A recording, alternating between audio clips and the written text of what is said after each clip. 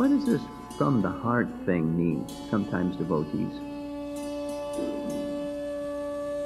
more some, less some, but some devotees use this phrase, from the heart. Here's what our acharyas have to say about that, starting with Rupa and Sanatana Goswami. And those of you that know Rupa Goswami's writings, this is the key verse that the entire Nectar devotion rests upon. That's like this deeply held, unchanging conviction of Rupa Goswami. What bhakti is. And then everything else comes from what bhakti is. Let's say it together. Anyavilashata shunyam jnana karma dhyanavratam anukulyena krishnanushilanam bhaktir uttama. Notice I put in big bold letters, shilanam.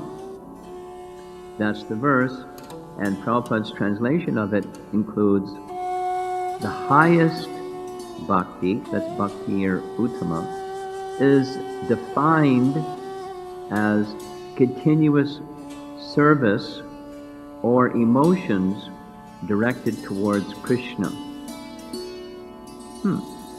Service or emotions.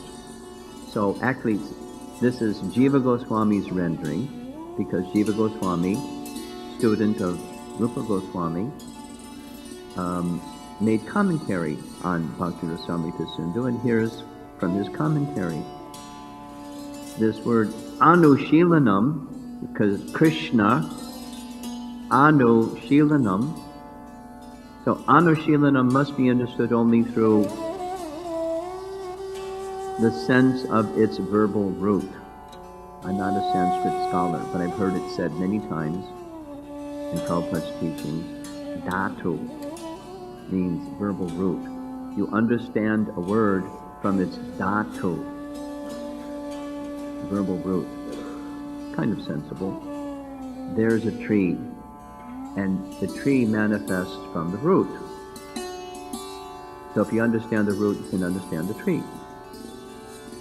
Anyway, that's the linguistic rule, dhatu. So then he goes to the verbal root of anushilana, is shil. The signification of the verbal root shil is twofold. The pravriti,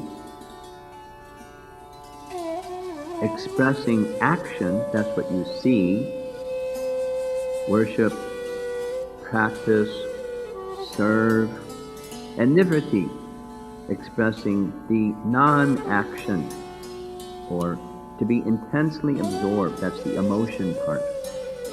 Emotions you don't see. You see the behaviors, or the worship, or the practice. But what's that resting upon? What you're contemplating. You don't see the mind. You know we have one. And behaviors come from the mind. Here we are. We're in Kishore Kishori Mandir temple room. And the legs brought us here. But before the legs brought us here, something happened in the mind. And then, fortunately, the legs obeyed and brought us here. So that's the part you don't see. The non-action, or to be intensely absorbed. Shil means these two things: act, practice, serve, worship, and meditate.